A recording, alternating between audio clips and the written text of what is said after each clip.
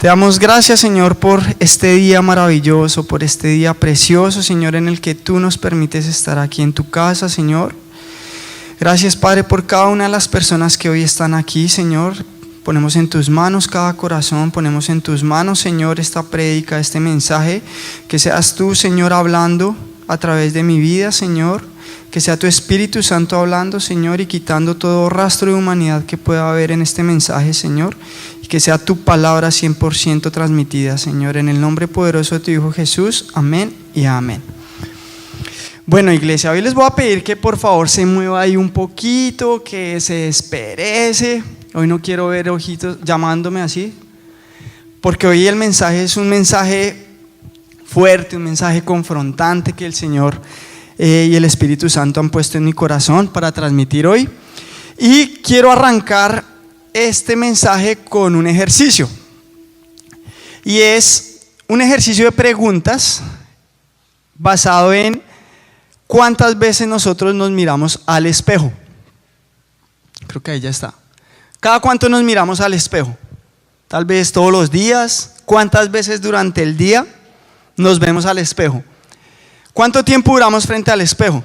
¿Cuánto tiempo pasamos ahí frente al espejo?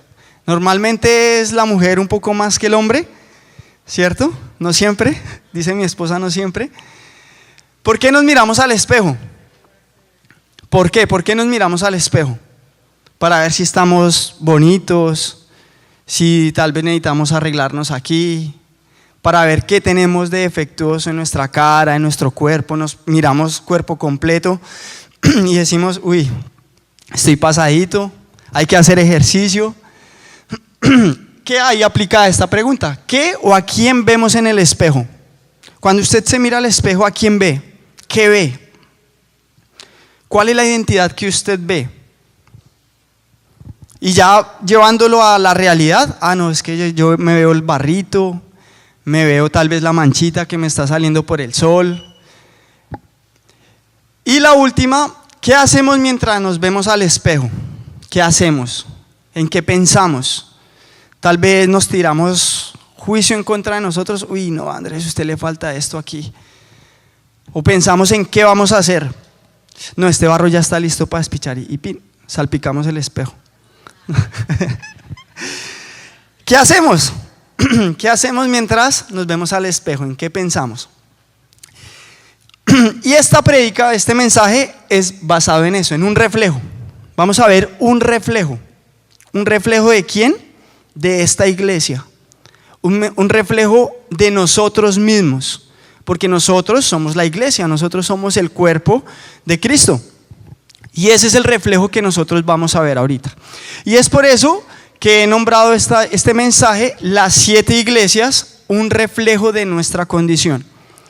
Entonces, vamos a ver, vamos a revisar las 7 iglesias que el Señor Jesús y Juan describen en el Apocalipsis. En Apocalipsis capítulo 2, no sé si han tenido la oportunidad de leer este capítulo 2 y 3. Pero entonces, ¿qué pasa? Aquí vamos a estar viendo cuál es la condición de esas 7 iglesias. Ya vamos a ir viendo específicamente cada una de ellas. Les voy a dar un breve contexto de la historia, en qué lugar estaban ubicadas. Entonces, para que lo tengan en mente, vamos a vernos al espejo. Y a partir de eso vamos a identificar qué vamos a ver, cómo nos vamos a ver, como Living Stones, como iglesia, como usted como persona, como cabeza de hogar, como mujer, como hombre, como adolescente, cómo se va a ver en ese espejo. ¿Listo? Entonces, estas son 7 cartas, son cartas dirigidas a las 7 iglesias. A diferencia de cartas como por ejemplo Corintios, Filipenses, Tito, Filemón, que fueron o que nacieron más bien del apóstol Pablo, estas 7 cartas nacen directamente de Jesús. Es palabra directa de Jesús, para que lo tengan ahí en mente. Las escribe el apóstol Juan en Patmos, si muchos no sabían. Juan fue arrebatado en el Espíritu, eso lo explica Apocalipsis capítulo 1. Juan estaba en Patmos, ya les voy a dar un poquito de historia de por qué Juan resultó por allá. Pero entonces Juan es arrebatado en el espíritu, o algunas versiones también, tuvo una visión, y allí el Señor Jesús personalmente le habla y le dice: Juan, necesito que lo que vea lo escriba y lo envíe a las 7 iglesias. Entonces Juan, estas 7 iglesias son el resultado del ministerio de Pablo, un ministerio por 2 años, del ministerio de Pablo llevando el mensaje del evangelio. Y estas 7 iglesias están ubicadas en Asia, estaban ubicadas en Asia, en la parte de Turquía occidental. Entonces Pablo va y establece estas 7 iglesias allá, iglesias donde Timoteo predicó, el mismo Pablo estuvo allí y Juan también estuvo allí. En esa época obviamente seguían bajo el dominio del Imperio Romano, y había un emperador que se llamaba Domiciano, y este emperador empezó a establecer reglas, como en algún momento Nabucodonosor lo hizo, y era de decirle al pueblo, a la gente, que tenía que adorarlo, que sí o sí tenía que adorar al César, que en ese momento era Domiciano. Y entonces empezó a castigar a todo aquel que no lo hiciera.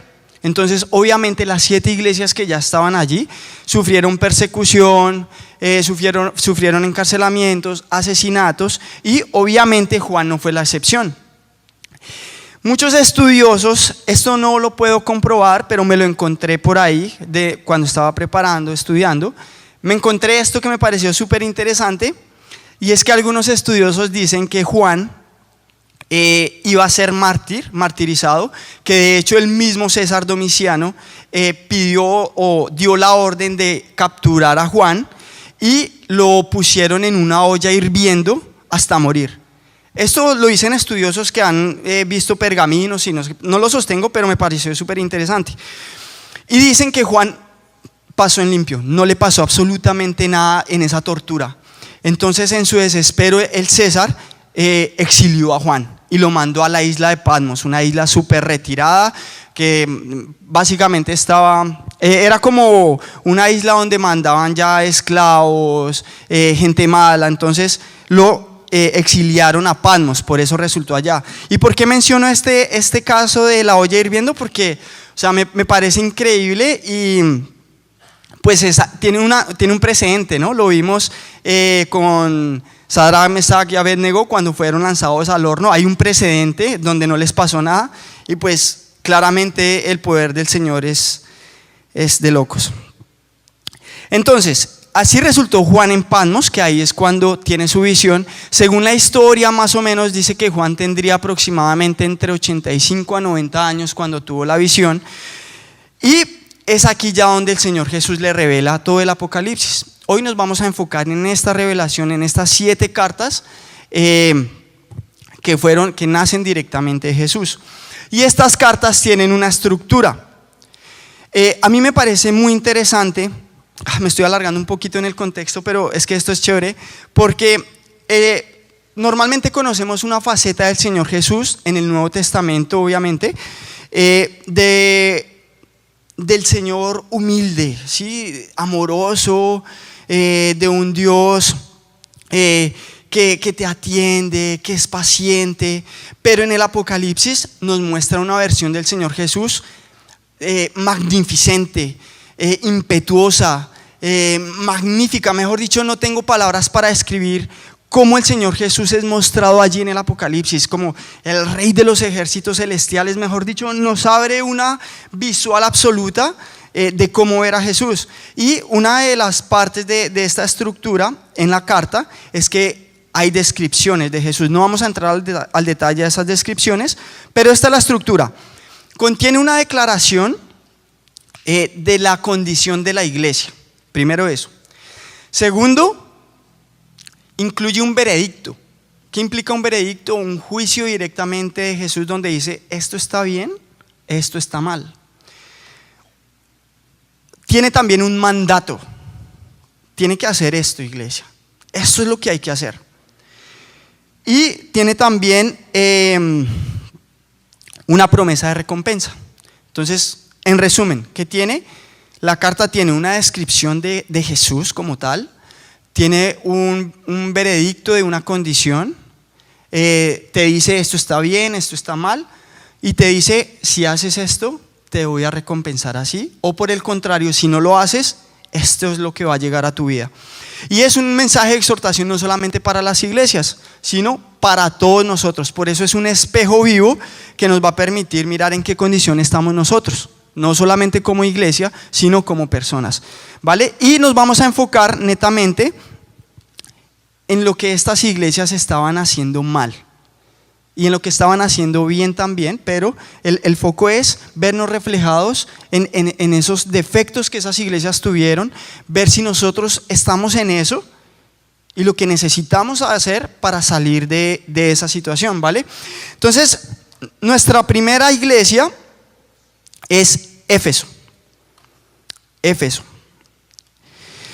Como les mencionaba, estas iglesias estaban ubicadas en Asia, pero estaban ubicadas en una región próspera, en una región económicamente estable, económicamente fuerte, una región comercial con puertos y una región también muy religiosa, muy idólatra.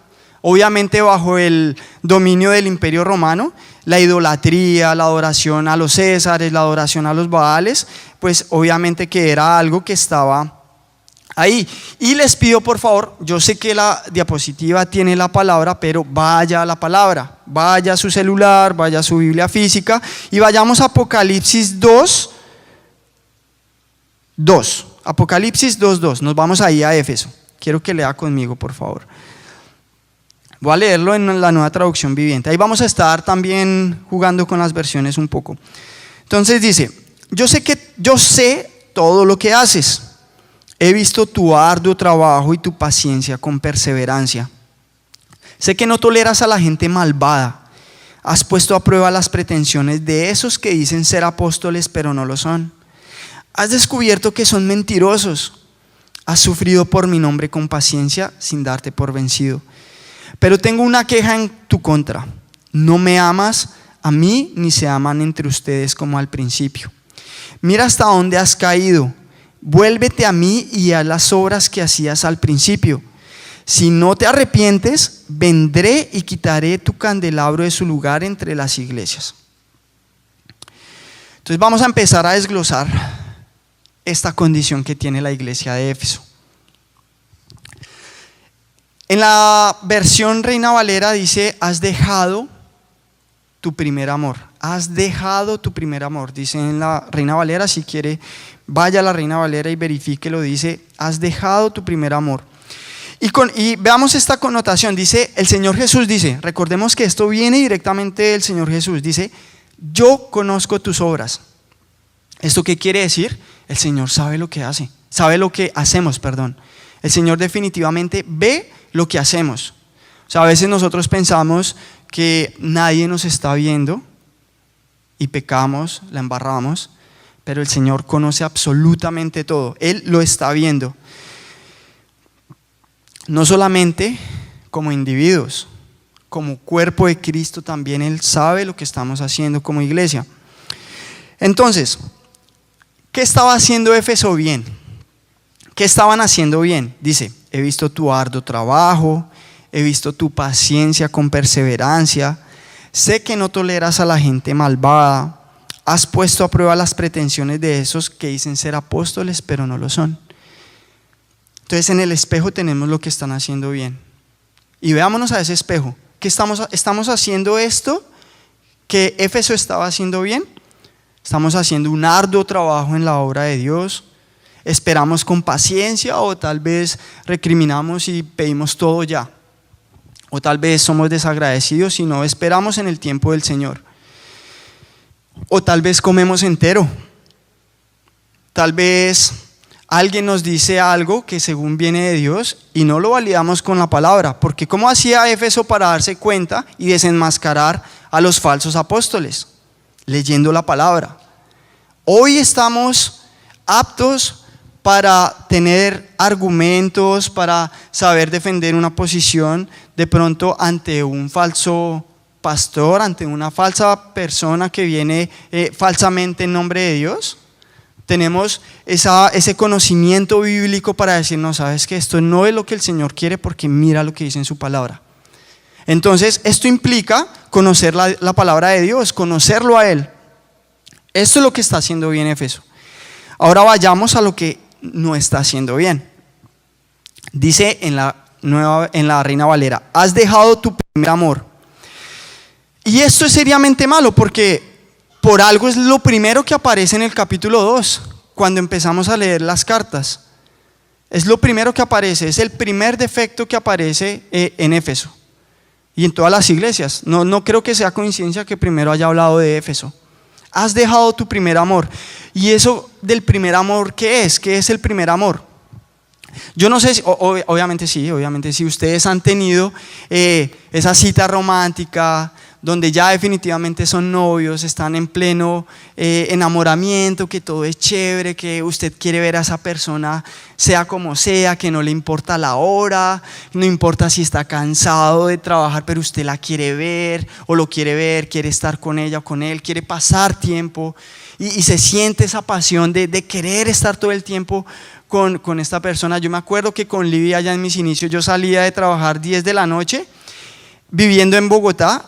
Libby vivía en Fusagasugá, para los que conocen Cundinamarca, pero trayéndolo para los que no conocen, haz de cuenta que a las 10 de la noche, saliendo de una jornada larga de trabajo, yo iba en moto, manejaba, no sé, unos 40 kilómetros a esa hora, solo para verla, solo para llevarle algo. Entonces, era eso, y creo que todos hemos hecho cosas así, o sea, hemos estado al principio súper enamorados y ahora traigámoslo a la relación con Dios. Aquí dice, mira de dónde has caído. Yo quiero que usted se vaya a ese momento donde usted dice, en esta época tuve mi mejor época con Dios. Tuve mi mejor época con Dios. Aquí otra anécdota, a mis 21 años, ese es el momento, yo diría, donde pude sentir por primera vez esa paz que sobrepasa todo entendimiento. Yo trabajaba en un almacén, pero entonces a mí me gusta, había unos tanques que almacenaban como ACPM y cosas para los camiones, y a mí me gustaba que me mandaran a medir esos tanques porque yo tenía que salir del almacén y en ese caminar yo me iba cantándole a Dios.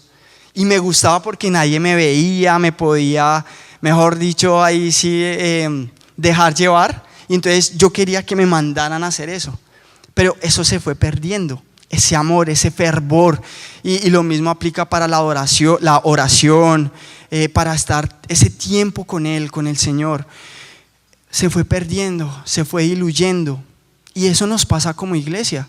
O sea, preguntémonos esto, veamos el espejo, ¿estamos en ese primer amor?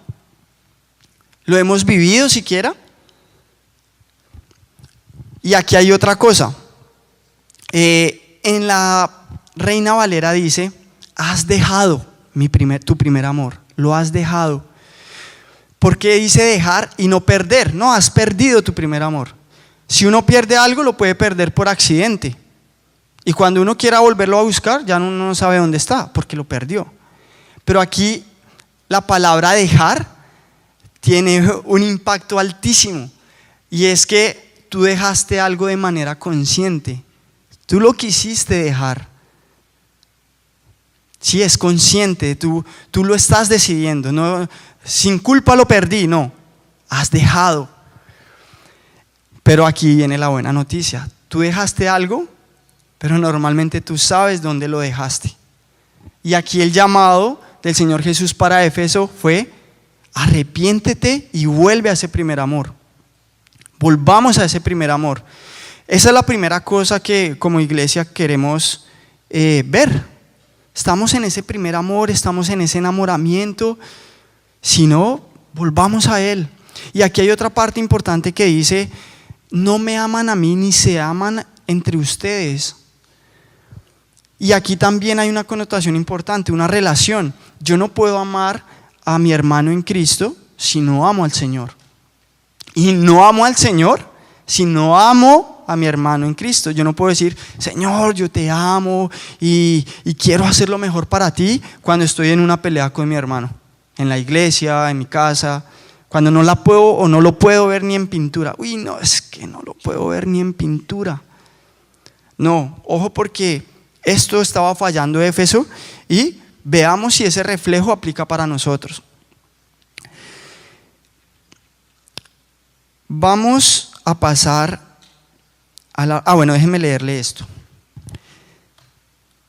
Dice, cuando el amor muere, la doctrina ortodoxa se convierte en un cadáver, en un formalismo sin poder. La adherencia a la verdad se convierte en un fanatismo amargo cuando la dulzura, la luz y el amor de Jesús se alejan. Nosotros podemos estar aquí hoy en la iglesia, venir a servir, venir a adorarle, como dice ahí, el arduo trabajo. El Señor ve el arduo trabajo, el Señor ve que estás dejando tal vez de recibir dinero en un turno de sábado por venir a su casa a las 3 de la tarde y servirle, o por venir a su casa y recibir su mensaje. Él lo ve, pero cuando no hay amor, cuando tenemos esa carencia de amor para Él y por Él y hacia nosotros mismos, no es nada. Es un fanatismo amargo, porque aquí tal vez venimos y nos juzgamos entre nosotros mismos, nos señalamos, un fanatismo amargo. La doctrina se queda sin relevancia, la doctrina se queda sin poder. ¿Por qué? Porque no hay amor. Entonces es importante tenerlo en cuenta y no podemos caer en la religión. Sí, el Señor detestaba la religión. Entonces el amor es importante, amarlo a Él y amarlo entre nosotros mismos. Volvamos a ese primer amor. Era el mensaje para Éfeso. Esmirna. Vamos a Esmirna. Esmirna, al igual que Éfeso, estaba localizado en una parte también muy rica, muy próspera. En Éfeso hay una nubecita con rayos, con tormenta. Pero en la siguiente diapositiva, Yuri, porfis, qué pena. Esmirna tiene una sola nubecita. Exacto. Porque aquí el mensaje para Esmirna, el mensaje es un mensaje más de motivación, es un mensaje más de aliento, y ya vamos a ver por qué. Vayan porfa a Apocalipsis 2, versículo 9. Apocalipsis 2, 9.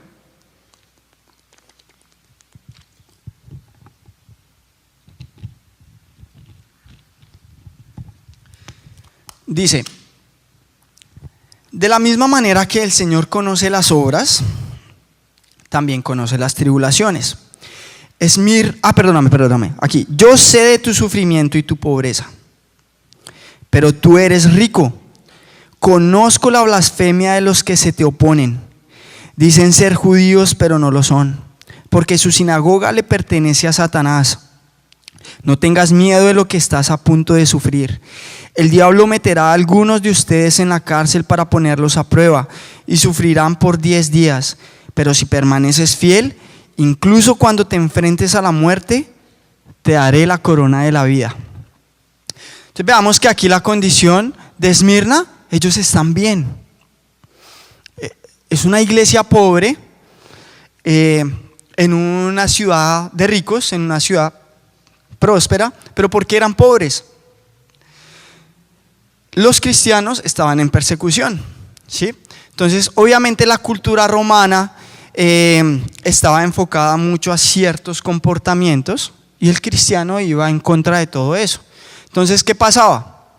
Cuando tal vez los cristianos en sus trabajos eran despedidos, eran perseguidos, no les daban trabajo. Entonces Esmirna era una iglesia pobre, pero aquí el Señor les dice: ustedes son ricos.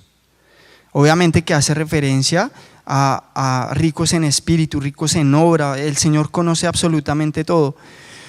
Y aquí el mensaje es de aliento a la tribulación.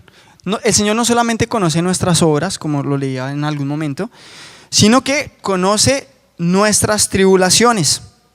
Conoce nuestras tribulaciones. Vayamos un momentico a Hebreos 10:34, también para tener un poquito del contexto de lo que les pasaba a los cristianos allí. Y Hebreos 10:34 dice, lo voy a leer en la Reina Valera: porque de los presos también os compadecisteis, y el despojo de vuestros bienes sufristeis con gozo, sabiendo que tenéis en vosotros una mejor y perdurable herencia en los cielos. Miren cómo era. Los robaban, los asaltaban, los despedían. Pero mira la palabra tan bonita que dice ahí. Lo asimilaban con gozo. No renegaban, no le echaban eso en cara al Señor, sino con humildad y con gozo lo asimilaban. ¿Por qué? Porque ellos sabían dónde estaba su tesoro. Eso estamos haciendo nosotros, como otra vez, el espejo. Veamos ese espejo de Esmirna. Cuando pasamos por una tribulación, ¿cómo la asimilamos? La asimilamos con queja, nos quejamos todo el tiempo, andamos rayados con el Señor, rayados con el prójimo, transmitimos eso. O, por el contrario, lo asimilamos con gozo, sabiendo que lo que pase acá, no lo llevamos.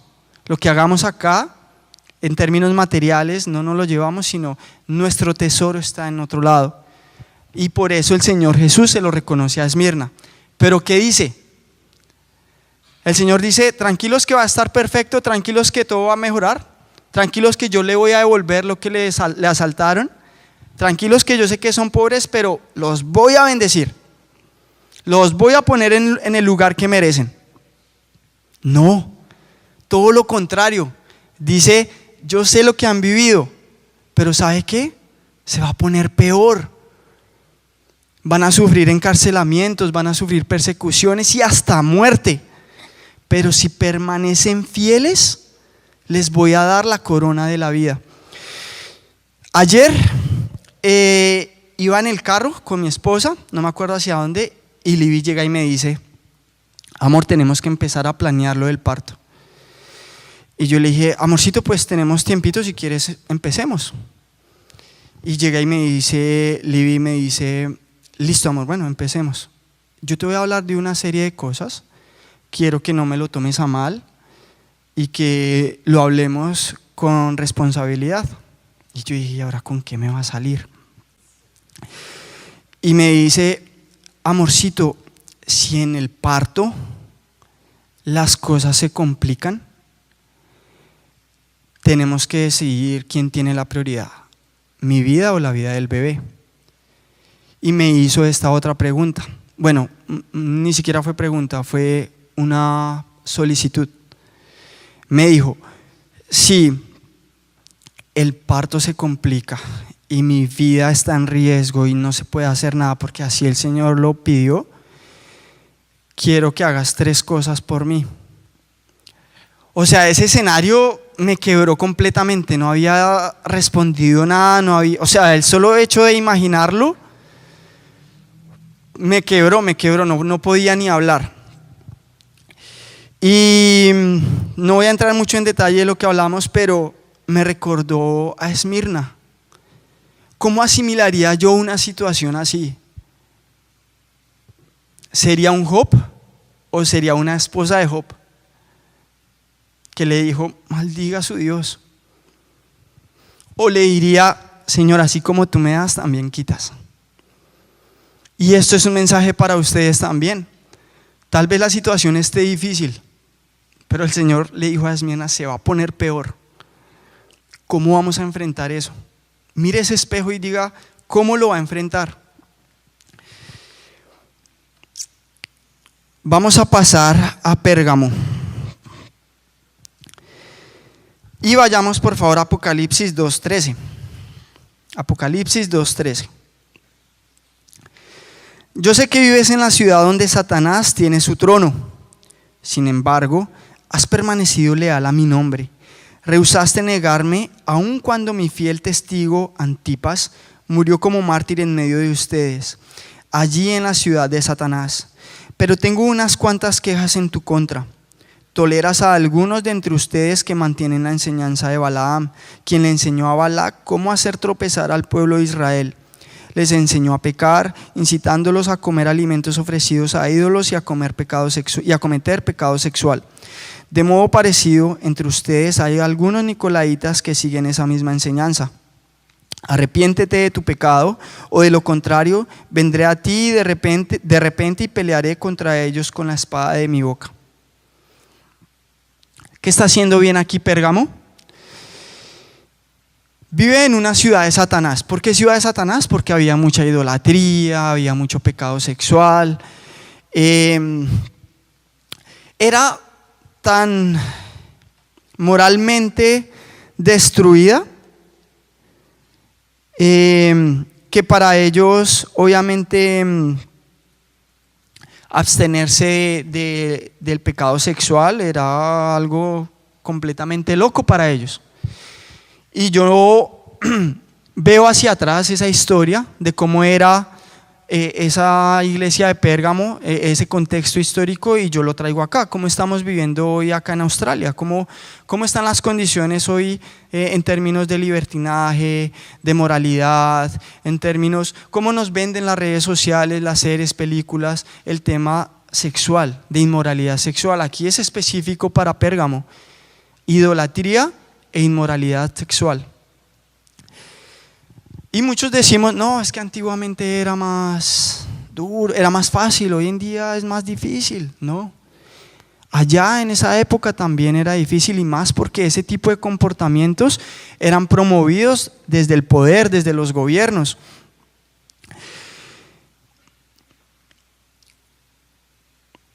Ahora, veamos a Antipas. No tiene tanta relevancia, pero sí. Antipas dice que aun cuando a Antipas le pasó lo que le pasó, es la única parte en toda la Biblia donde se menciona Antipas, y se menciona como un héroe. Mira lo que dice Antipas. Dice: mi fiel testigo Antipas.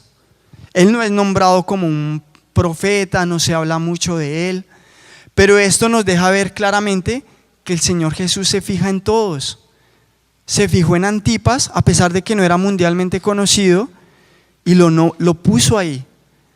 Él nos mira a todos por igual, y mira que lo resaltó. Eso me parece lindo. No sé si se recuerdan de Balaam y Balac. Está en Números. Por tiempo no vamos a entrar al detalle de ir a leer, pero déjenme resumirle un poco qué pasó con Balaam y Balac para darles un poco de contexto de cara a Pérgamo. Eso está en la época de Moisés. Imagínate que Balaam era un adivino, era un brujo, que no era israelita, era de otra ciudad. Pero el Señor lo utilizó. Es más, el Señor hablaba con Balaam. Y Balaam en cierta manera lo escuchaba, pero a él lo único que le importaba era la plata, a él lo único que le importaban eran otras cosas, pero él no tenía una relación con Dios, y Dios en su soberanía lo utilizó y hablaba con él.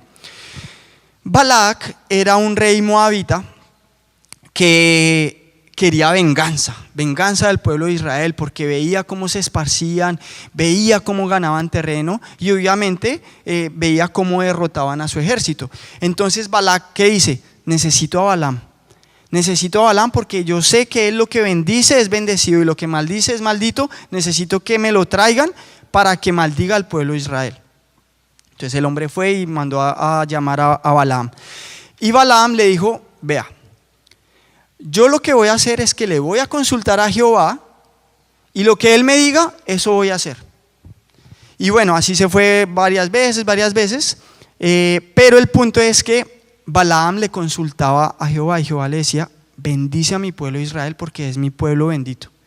Y él iba y lo bendecía. Y Balac: pero yo lo traje para maldecir y lo bendice. Así lo tuvo como 6 veces. Hasta que Balaam, ¿qué hace? Le dice: Balac, si usted lo que quiere hacer es hacer caer al pueblo de Israel, hágalo caer con las mujeres moabitas, sedúzcalos, llévelos al pecado de fornicación, y esas mujeres van a hacer que los israelitas adoren a sus dioses, adoren a Baal, algo así como lo que le pasó a Salomón con las mujeres idólatras. Entonces mira que Balaam, por eso hace la comparación, se dejan engañar, se dejan seducir, así como Balaam a Balac. Y veamos ahora sí en el espejo, aquí yo lo asocio mucho con el consejo. Aquí entre todos nos damos consejos, nos ayudamos, nos damos consejería, a veces con amigos afuera. ¿Qué consejo estamos dando? Que tal vez la inmoralidad sexual, el pecado de fornicación, está todo bien, no pasa nada. Hágale que el Señor ya lo perdonó. Hoy en día ya se vive así. no pasa nada. Ojo, porque como cristianos y como iglesia no podemos caer en eso. No podemos caer en la idolatría y no podemos dejarnos seducir de ese pecado.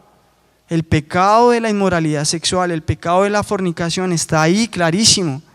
Y lo menciona por algo, porque es detestable ante los ojos de Dios. Y no es la primera vez que lo menciona aquí en las iglesias. En la siguiente iglesia que vamos a ver, lo va a mencionar. Pero, ¿qué consejos estamos dando? Mi esposa me dice algo muy cierto, y es que la consejería es algo muy importante. Porque con tu consejo puedes hacer tropezar al prójimo. O puedes alejarlo del evangelio inclusive. Y obviamente tolerarlo. Y aquí hay un llamado a exhortación, a una exhortación con amor, pero no podemos ser permisivos. La iglesia no puede ser permisiva en ese pecado, en el pecado de la inmoralidad sexual. Y aquí, igualmente que Pérgamo estaban viviendo en una sociedad moralmente destruida, aquí también estamos en una sociedad similar, donde el pecado sexual no pasa nada, donde serle infiel a tu esposa no pasa nada. Y hace unos días estaba hablando con mi hermano y hablábamos de eso. Mi hermano me decía, él me dice, viejito, es que es muy duro, el mundo me llama a gritos. Y yo le decía, sí, así es viejito, pero imagínelo así, y se los voy a contar a ustedes. Nosotros normalmente vemos todo con valor económico. Miramos todo en términos de transacciones, cuánto vale esto, vale la pena realmente comprar esto, vale la pena realmente cambiar esto. Entonces yo el ejemplo que usé con mi hermano, porque lo viví con él, era, le dije, viejito, acuérdese cuando usted tenía una piquis o un tazo que tenía repetido. Para usted ese tazo valía 2 tazos del otro o 2 piquis del otro. Si ese otro le dice a usted, se lo cambio, ¿usted se lo cambia? Y él me decía, no, pues no, porque vale 2, no lo va a recibir esto por 1. Yo le decía, exactamente, ese mismo principio aplica para nosotros. Mire la tranquilidad que usted tiene con el Señor, mire esa paz que está teniendo al llevar su palabra.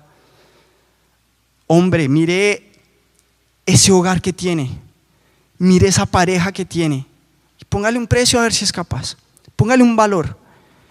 Se le presentó la tentación, se le presentó una mujer que lo está seduciendo, un hombre que la está seduciendo, mujer casada, adolescente, se le presentó el chico que el novio, que vamos a empezar una relación. Póngale valor a su tranquilidad con Dios, a su relación con Dios, a su familia, a su hogar. ¿Cuánto vale? ¿Cuánto vale lo que me están ofreciendo? ¿Realmente vale la pena el cambio? ¿Vale la pena cambiar esto por lo que tengo? Y la respuesta 100% siempre va a ser no. No vale la pena. Entonces, póngale valor antes, cuando se enfrente a esas situaciones, pongámosle valor a lo que tenemos. Seamos conscientes de lo que vale. ¿Cuánto vale lo que tengo? Nunca va a valer la pena el cambio. Tiatira. Vayamos por favor rápidamente a Apocalipsis 2, 19 al 22. Dice, yo sé todo lo que haces, he visto tu amor, tu fe, tu servicio y tu paciencia con perseverancia, y veo tu constante mejoría en todas estas cosas. Pero tengo una queja en tu contra.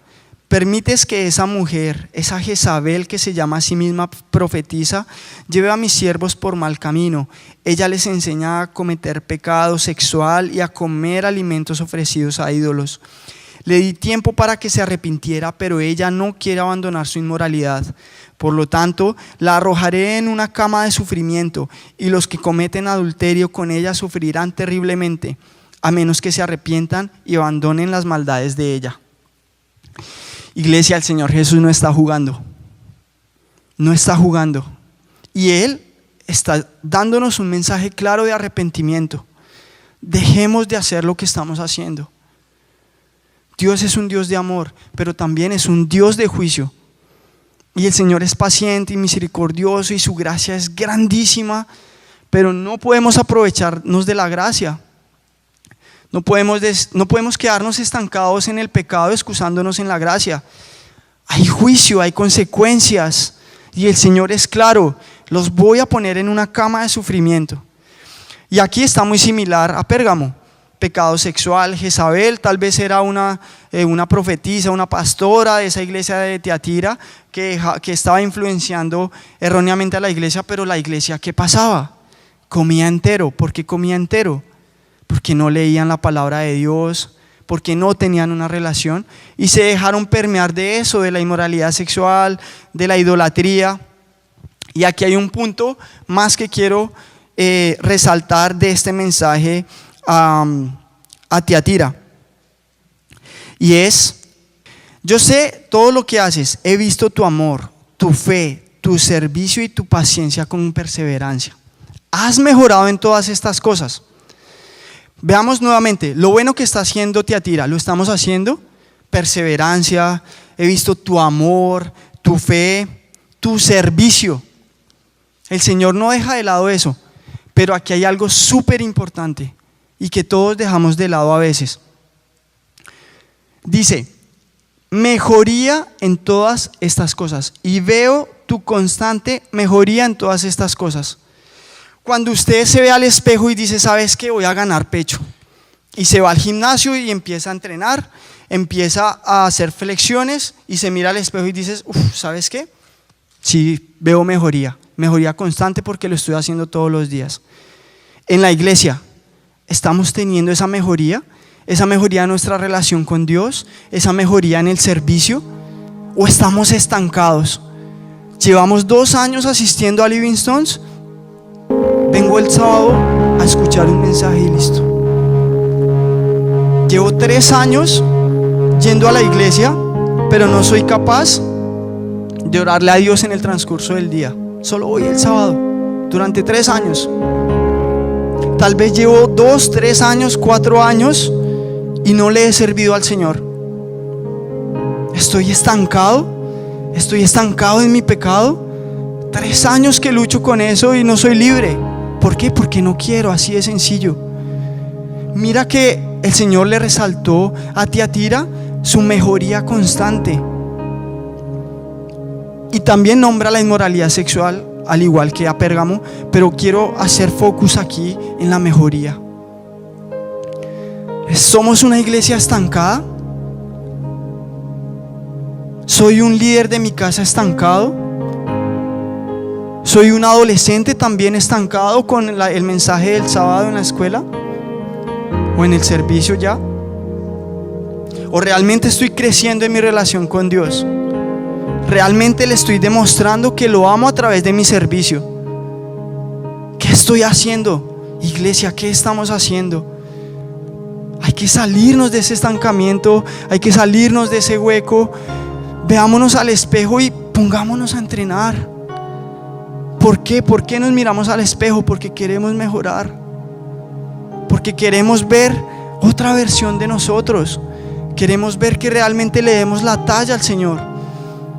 Iglesia, yo le pido por favor que se ponga en pie y piense en ese espejo de todo lo que vimos. Piense en Éfeso, cierre sus ojos y piense en Éfeso, que perdió su primer amor. Piense si usted ha vivido ese primer amor, y si lo vivió, ¿por qué no está allí otra vez? ¿Qué hizo que lo dejara? ¿Amas a tu prójimo como a Dios? ¿O amas a Dios pero no amas a tu prójimo? Esmirna, estamos pasando por una muy difícil. No veo la hora de salir de esto. Pero el Señor Jesús te dice: si permaneces fiel, te voy a dar la corona de la vida. No dice que es fácil. Es más, se va a poner peor. Hasta verás muerte, encarcelamiento, le dijo a Esmirna. Pero si permaneces fiel. Pérgamo, la inmoralidad sexual, la idolatría. Iglesia, ¿en qué pecado estamos? ¿En qué pecado estamos hoy que no salimos de allí? Tiatira, Ellos estaban creciendo constantemente. Copiemos eso, iglesia. Crezcamos en Él. Dejemos ese estancamiento. Salgamos de esa zona de confort. Que Living Stones sea testigo de un avivamiento espiritual como nunca antes en Perth, como nunca antes en esta iglesia.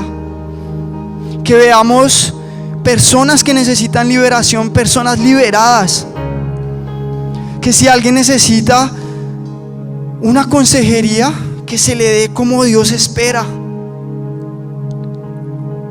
Que se vea el poder del Espíritu Santo moverse en esta iglesia.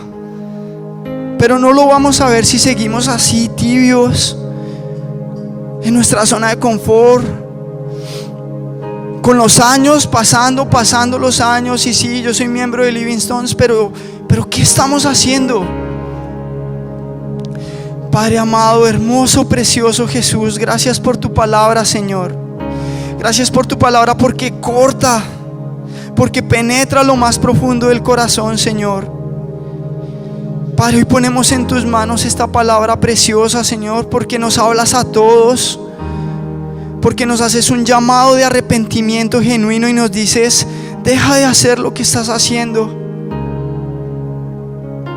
Señor, reconocemos que tú eres un Dios de juicio, Padre, y perdónanos porque a veces subestimamos, Señor, y no te vemos como ese Dios magnífico, sino como un Dios que todo lo aguanta. Y no, Señor, tú también tienes juicio para tu iglesia, Padre.